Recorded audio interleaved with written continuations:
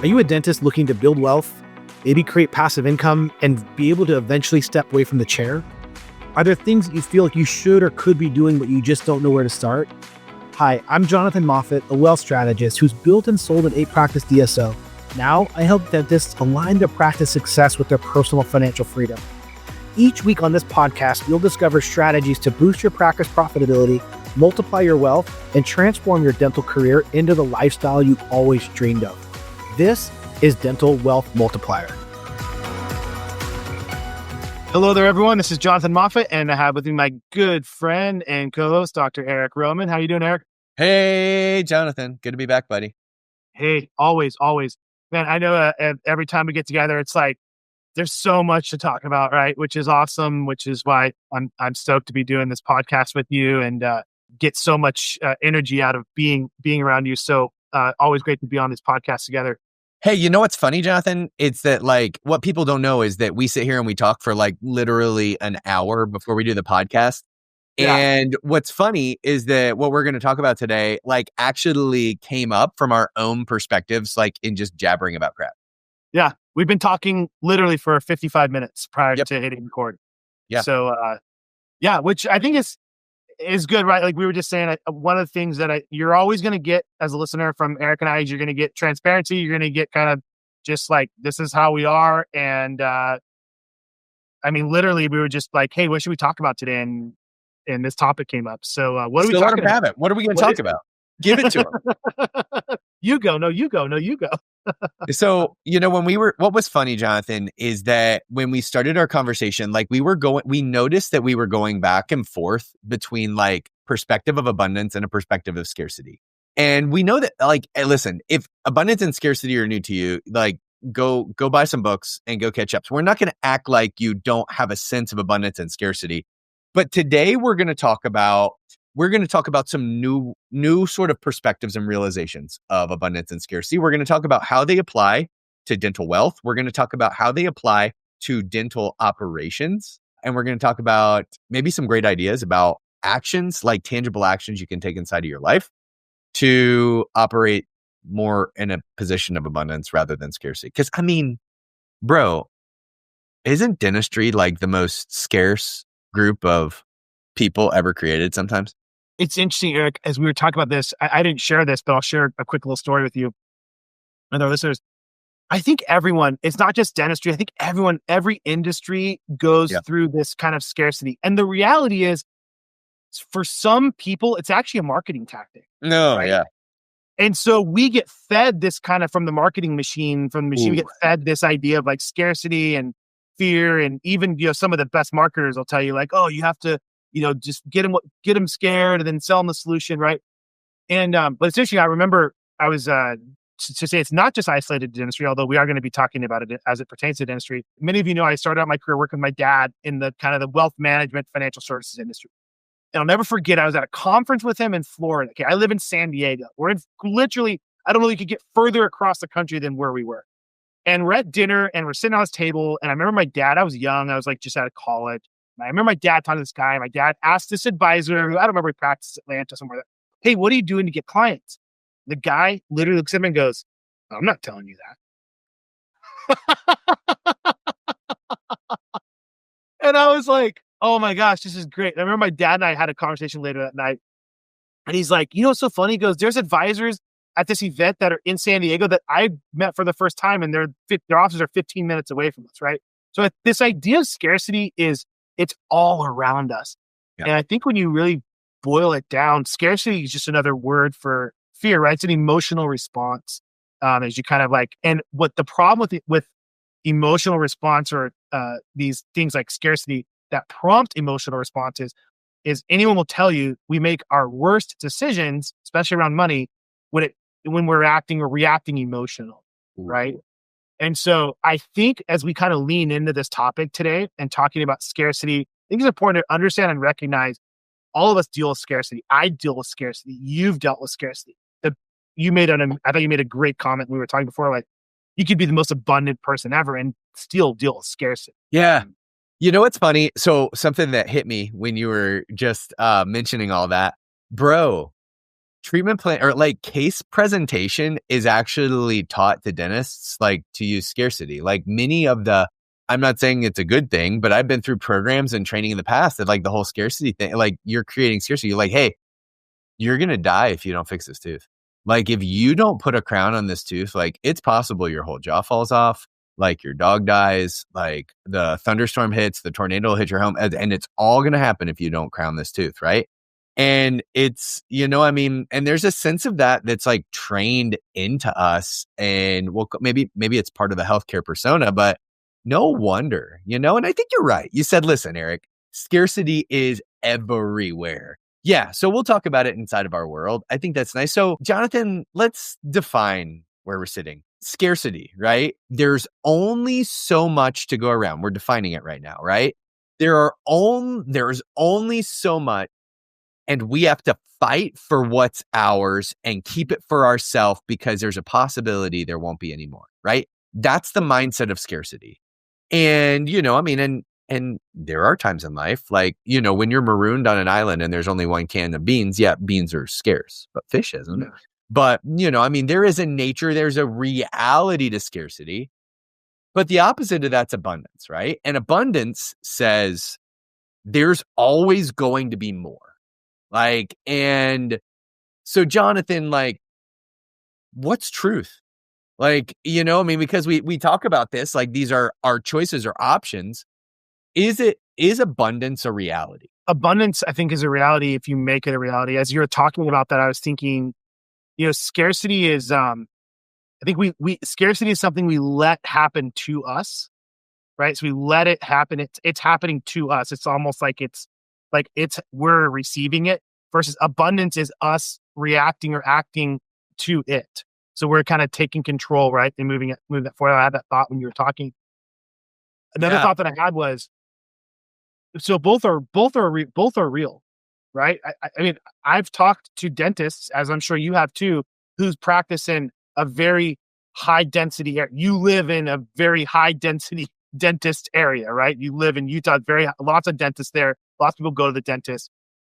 And I'll just keep that as an example. I wasn't going to with it. And I've heard so many doctors be like, oh, it's so hard to have a successful practice here. There's so many dentists. There's so much competition, right? I'm lucky to have a successful practice here. Yet I could maybe not throw a rock and have that big of an arm, but with a very quick drive from your house in 3 different directions, I could drive to 3 offices that I personally know of, 2 of that are clients of ours that are doing almost $3 million in revenue. Right.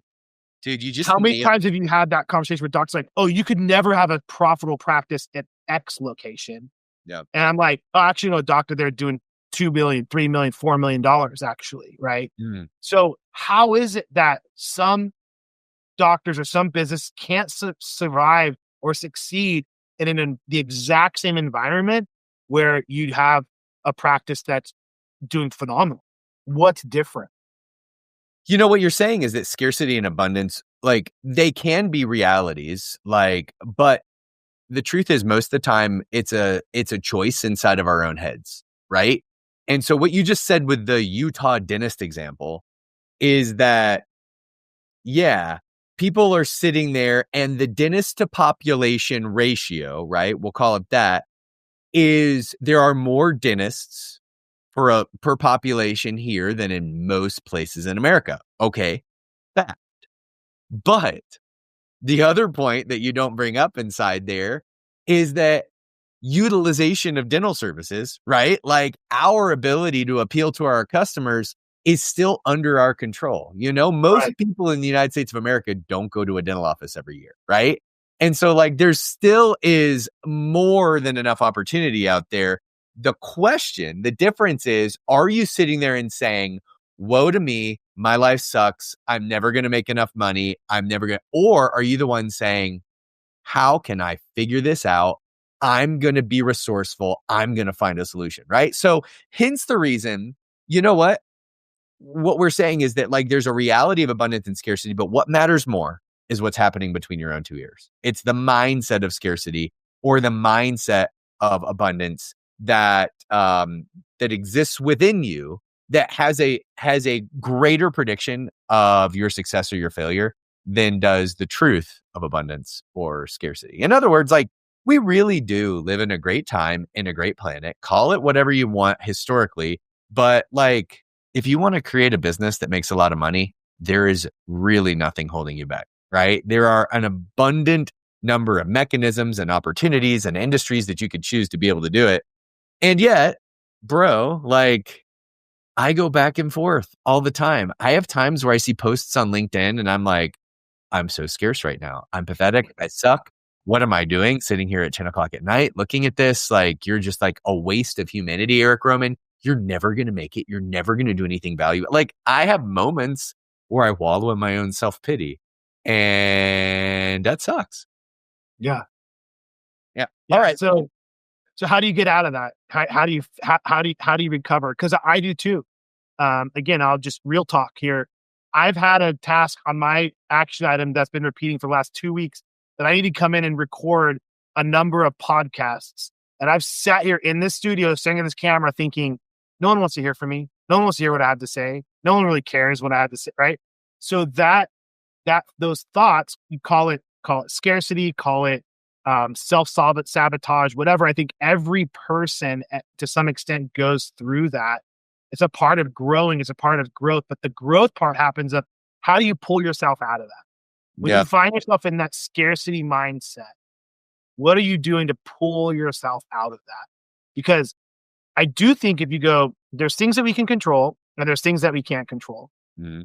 My opinion, I think there's very little that we can't control. In other words, I think there's more that we can control than maybe you think that you can, or more that's within your control, or more that you can affect change than maybe you think you can. And so really interesting exercise, if you find yourself in this place, is just to list down all those things. What are the obstacles? What are the things that are in your face? What are the things that you feel like you can't control? What are the obstacles that you feel like are getting in your way of achieving or getting to where you want to go? And list those all out.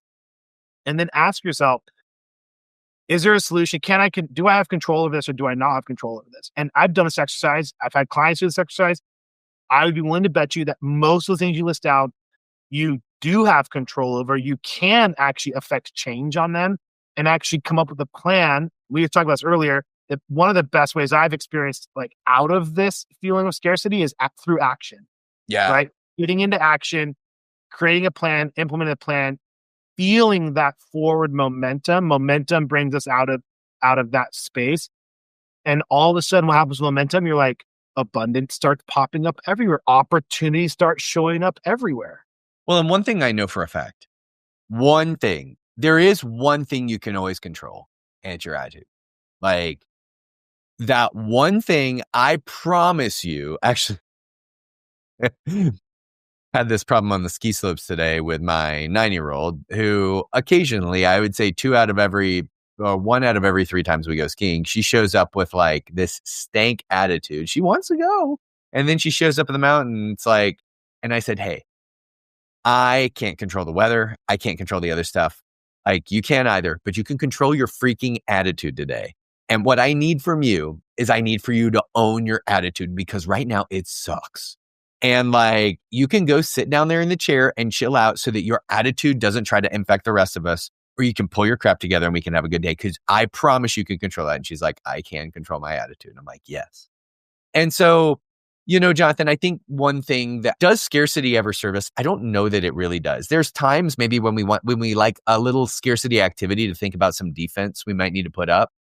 But the truth is that I feel like most people do better from a position of abundance. And like, let's save the rest of that conversation for another day. Does scarcity actually serve people well?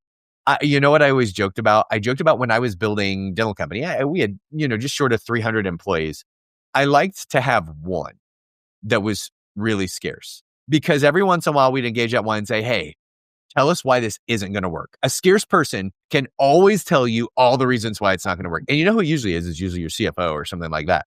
And they're like, it's not going to work because of this. It's not going to work because of that. It's not going to work because of it. And I'm like, okay, great. Build a strategy for those things, but don't talk to the rest of us, because we're going to go be abundant and like deliver, And so back to your question, how do you get out of it? Control what you can control. That's absolutely right. The second thing you said was action. And I totally agree with that.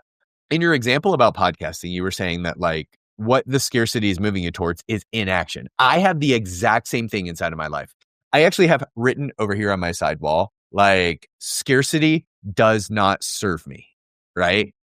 Action does. I have that written over there because why? Because I run into that crap all the time though. Like, why do I have it here? It's because it's like, oh yeah, a scarcity doesn't serve me.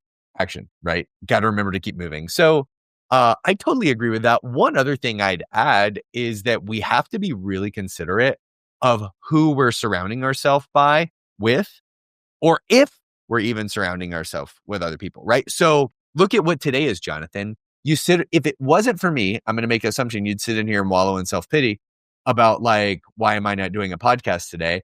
But you and I are together and I'm like, hey, let's go pull the trigger. We could talk for another hour, but let's pull a trigger and record some content, you know?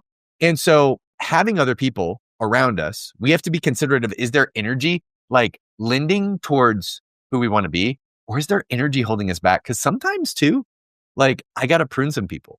If I had too many scarce people inside of my company, it took me down a notch and I was like not in my best. So got to do a little pruning. Snip, snip, snip, snip. Prune those little like those scarcities out. Prune out your scarcities and keep moving. Or, man, your point's right. Like it's like when we're sitting all alone and we're sitting in front of the mirror and letting that dude in the mirror the dude that I see in the mirror is a total dorkwad and like he pisses me off. When he's sitting there and it's just me and him, good things don't happen. So sometimes I need other people's energy to kind of like light a firecracker under my butt. Yeah, definitely surrounding yourself with people that are cheerleaders, right, for that as well. So where else do you think that shows up inside dentistry? Oh, Um, bro, biggest one ever. yeah, Dentists. I mean, I went through this my entire career. The dentist across the corner, like, well, a new dental office went over across the corner. There goes my business. Like, there goes everything. Like, oh, now we're hosed. You know, like dentists see another practice or Aspen Dental opening up down the block or whatever else as like the end of time. You know, well, I only got 1,400 patients. Another dental office opened up, so I'm going to only have 700, right? Like that was like the pervasive mantra. You have to see a ton of this too, right? Or, oh, bro, how about right now? If I don't sell right now, if yeah, I don't sell to the DSO right now while they're I'm gonna offering lose. the 8.0 multiple next, dude, if you knew how many times, oh my gosh, as a DSO guy, how many times people are like, well, I heard multiples are going down next year. Yeah, Oh yeah. Oh yeah, they definitely are. You better sell right now or else you're never going to get a good. yeah, it shows up. It shows up all over. And again, the consequence of that, if we allow ourselves to give into that scarcity, we end up making decisions that out of that fear or that emotion that we may end up regretting down the road. As you were talking about that, I thought of the Burger King model, right? So you're familiar with the Burger King model, where how did Burger King know where they were going to put their stores? So have you heard this before? No, tell me. So, and again, it's a perfect example. McDonald's crushing it, right? So McDonald's goes and does all this demographic research, spends millions of dollars researching. These are the communities. This is where we're going to put it in. We're going to plop a McDonald's right here. And you know what Burger King strategy was? To McDonald's. figure out where McDonald's is going to be and put a store right next to it. Perfect. So Dude, you do you could, know I did that? Do you know I did that with a DSO? I went to Walmart and Target. Walmart and okay, Target were mine. And I just said, perfect. listen, if they're putting in a Walmart, they know the demographics and they create the demographic psychographic analysis. If there's people Yeah. shopping there, I'm going to be good. It makes sense. Yeah, we have a client who's a dentist in the Midwest, and his model is I'm going to find out where this one DSO puts a location. I'm going to put a location across the street. I thought And you were going to say with Burger King that they looked for areas that had low rates of obesity and diabetes, and they decided now it's time for us to put in a Burger King because we can fix let's that. do our job. We can fix that. Like when we get those Chris sandwiches humping in there, like and those Whoppers, everything changes. Yeah. That's right. So I think though, because again, it just shows like if you were a burger company and you're like, well, there's no way we could compete with McDonald's. There's no way they're the behemoth, they're the giant. There's no way we're compete with them. I guess we're going to go out of business, or you just lean into it and go, how do we do things maybe a little bit different, a little bit better, right? And I Yes. think that's the conversations you want to start having is like scarcity starts to creep in. Oh my gosh, there's another dentist coming in, or I can't find any employees. I can't find a dentist. I can't find a hygienist. There's nobody to hire, right? It's like, instead of having that mentality or that thought, think, what can I do that looks maybe a little bit different? Go look and see who is advertising for associates. How are they advertising? I've done this, so I can tell you every single ad looks exactly the same. So if you're going to go just do the same thing, yeah, you're going to get the same results. Or you can just go, how to make it a little bit different, like look a little bit different, be a little bit different, put that out there. And with the mindset that this is going to provide results and get me what I want to get me the people I want to get on my team, instead of taking that approach of like, well, there's nothing I can do. No one said anyone's hiring. You can't hire anyone. All these employees are garbage. No one's great. Like, again, you just shift your attitude and you're like, oh, how is this office 3 blocks away able to seemingly hire like the best of the best every time they make a hire? Well, they're hiring from the same pool that you are. Mm-hmm. Do you know what I've wanted to say 19 times as you've been talking, like from the beginning? One of the things that what's funny is that this abundance scarcity mindset setup is almost always based on only a few variables and there's other variables that we're not thinking about. So like to the point of McDonald's and Burger King, like the assumption that it wouldn't work, that McDonald's has all the business is that everybody only likes McDonald's burgers, right? Like and so whenever we're sitting in scarcity, we're missing variables. We're like missing key variables. And so I'll give you an example from me. When we did, so we also still did demographic, psychographic reports until we figured out that Walmart was always right. We would do them. And there was one market we were getting ready to go into, and it said, like, you would be stupid to go in here. The dentist to population ratio is ridiculously high. It's like the highest we've ever seen. You know what it was? It was Pinehurst, North Carolina. And it's because every dentist in America retires to Pinehurst. It's golf courses. So, like, of course, your dentist population ratio is high. But anyway, we said, you know what? We don't think there's anybody like us. Open 6 days a week, extended hours, accepting all the insurances. And so we went in there. The office did like, I think just short of 3 million its first year. Hello. Wow. And it was because, and yet we laughed about it a year later. We're like, demographics said we'd be dumb to start a practice here. But what were the variables we weren't considering? It was considering 2 variables, the number of dentists and the population. And it was, were those numbers even accurate? Who knows? But the variables it wasn't considering are the types of dentistry, the hours of operation, all the other things that mattered. So like Jonathan, like whenever we're being scarce, are we even considering the right variables? And there's the other variable too. Like if you're into like the black swan effect and stuff like that, and it's just freaking chance. It's like just things you can't anticipate that might happen. Speaking of which, like literally, like just like this week, the state of Utah, where I now live, banned fluoridation of water supplies, right? Listen, fluoride might do stuff like systemically to people that's not good, but I definitely know it stops cavities. And so like, it's going to be interesting. See what happens. That's a variable that defeats scarcity, right? Like, right. And for better or for worse, like, I'm not saying that's a good thing, but, anyway, it's just interesting. So Jonathan, let's create an energy drink or a water drink called Fluoride Aid and start selling it. Fluoride. Yeah, we got that. Yeah, that's exactly right. And, dude, you know what? We're going to be talking about this for years. I'm not really sure there's, it's all data. It's all noise. Like there's a little bit of truth to everything. And I'm not committed in any direction. Jonathan, let's talk about scarcity and abundance relative to wealth. What do you see? Well, as it pertains to wealth and dentistry, you already, I think, said one of the biggest things we see all the time, which is doctors being faced with the largest financial decision of their life. What should I do with my practice? And basing that off of limited variables, right? Hey, I was at a study club. I was talking to a buddy. He said he sold to XYZ group for X number of multiple, right?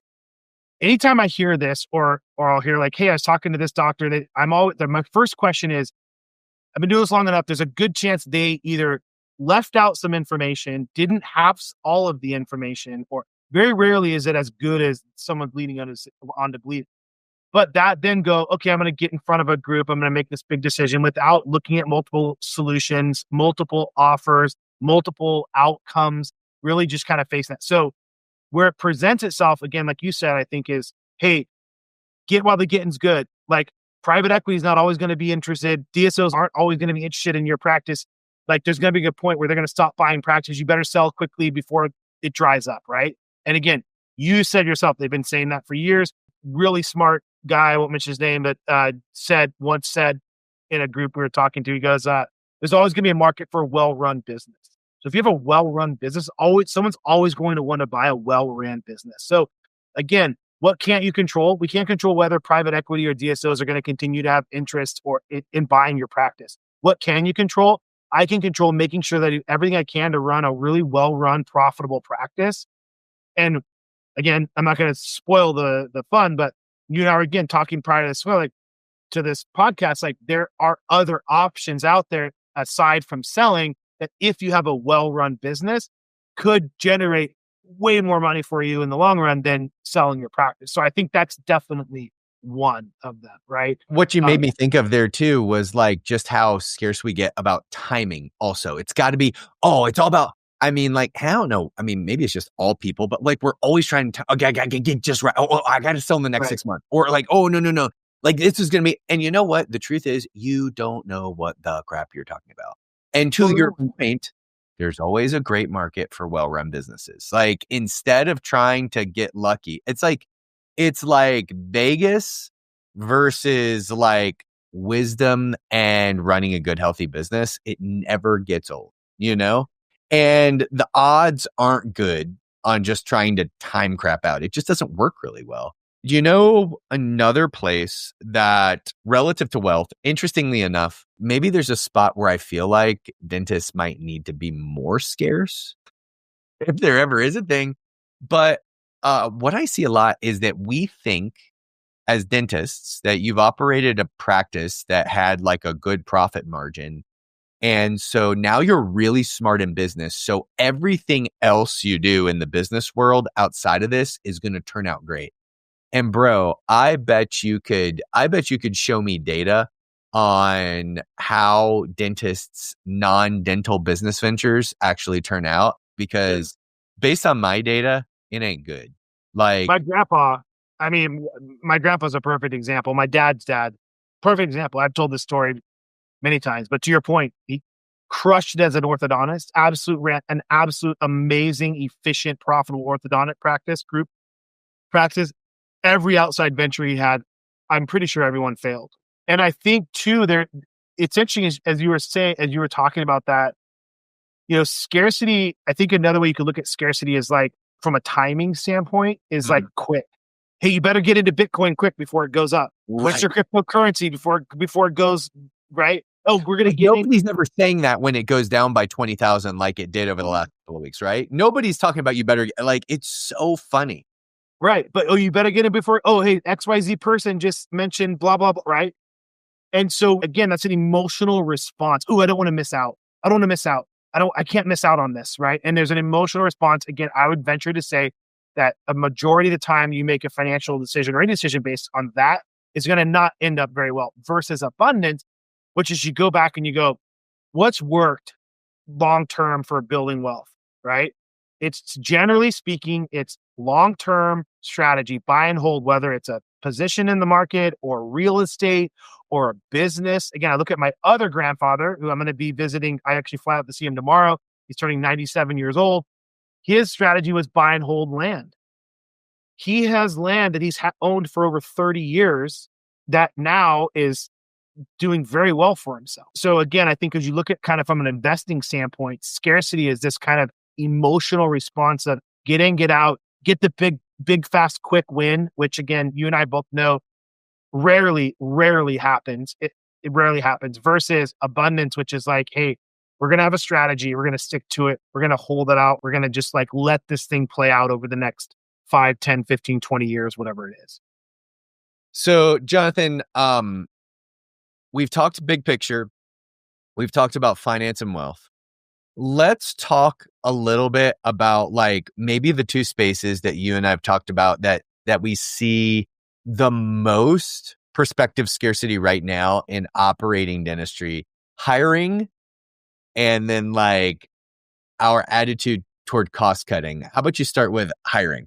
Yeah, we were talking a little about this before, right? So, um, it's like every week I'm on a call and doctor's like, "Hey, we can't find a doctor. I can't find a hygienist. I can't find a good front office person."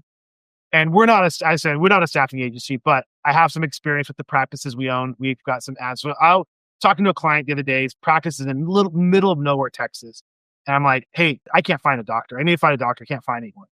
And so just he's like, "You can't, no one's hiring right now," or sorry, everyone's hiring. These doctors, I can't find anyone. So we placed an ad. Like a week or two later, had a doctor, went in, working there, working out great. Right now, again, I'm not saying it always happens that way, but what's interesting, what I've noticed is if you have this kind of attitude of, "I can't find anyone, I'm never going to find anyone," that's going to trickle through. It's going to show in your ad. It's going to show in how you respond to the people that respond to you. It's going to show in your text message, your phone calls, your emails. It's going to show through your staff or whoever's doing the interview. It's going to trickle through, and there's going to become a ripple effect that is going to end up probably making it very difficult to find someone versus having this attitude of abundance of like, "Hey, there is someone out there who's going to be a great fit for my practice. I should find them." And again, kind of looking differently. A book that just keeps coming up and up and up and up and up is Blue Ocean Strategies, right? Like, great book, all about like finding the blue ocean. And I think you can find blue oceans even in red oceans. It talks about that, where there's this opportunity of looking, what is my competition not doing? You find abundance, you find opportunity and looking for opportunity. What are they doing? What are they not doing? How can I do this a little bit different, a little bit better, and start seeing results? And almost every time we've done that, and again, we've helped clients get doctors in Hawaii and middle of nowhere, Texas, and like these areas are very difficult to get. Again, not a staffing agency, just more of like coaching them through like, this is how you would do it, and seeing those results. Where I think a lot of it is just having that perspective of abundance and that kind of positive outlook naturally leads to you looking and thinking differently and seeing all those opportunities.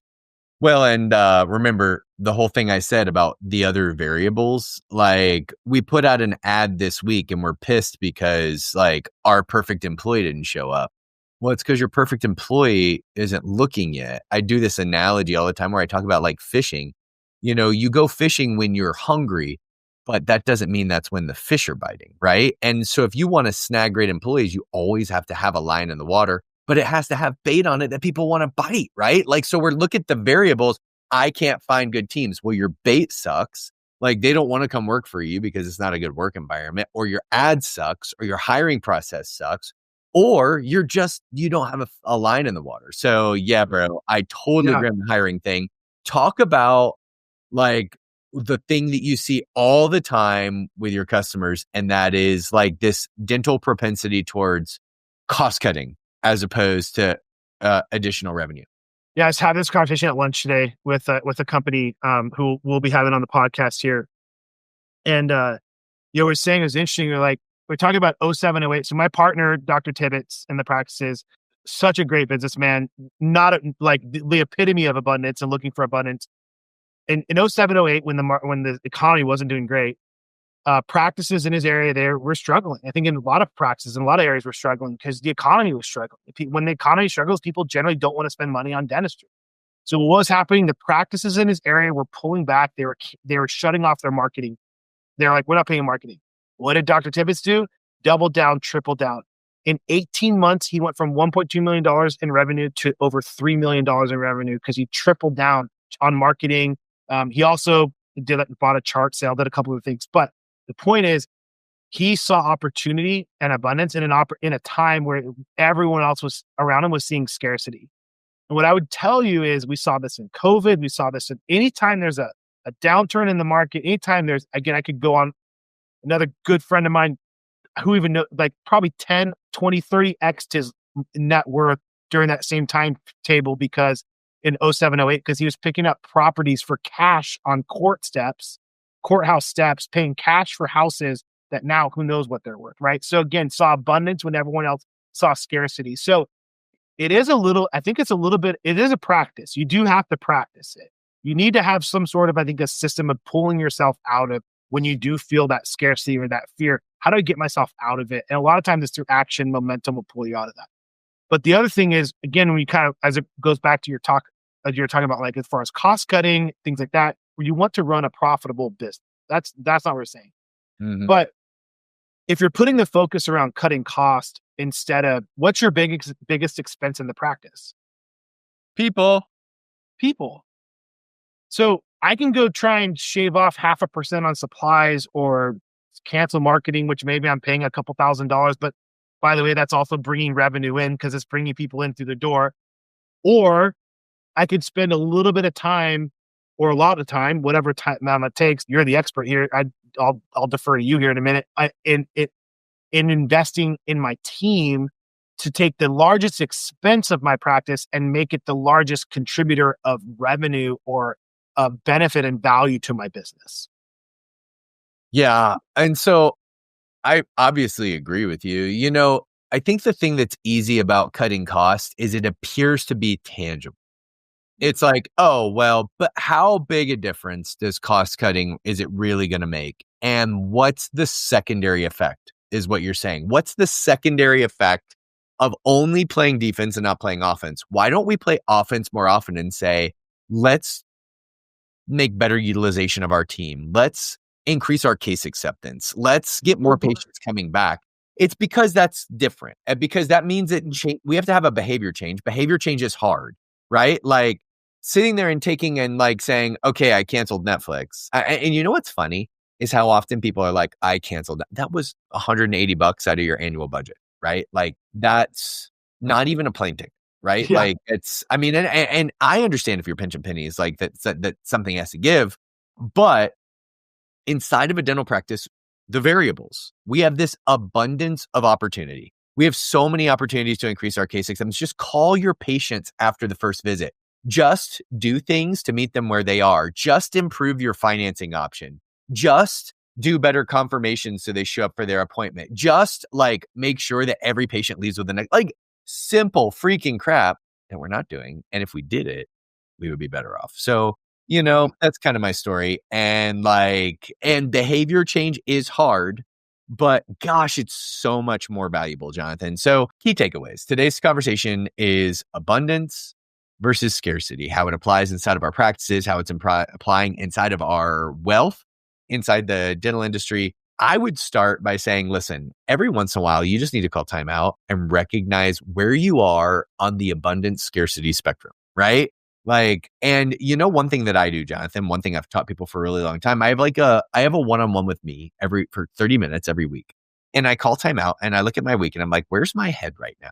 Like, bro, you got to have a trigger to ask yourself the question, am I living abundantly or scarcely, right? How do I apply my perspective of abundance to how I'm living right now, And so number one, recognize where you are.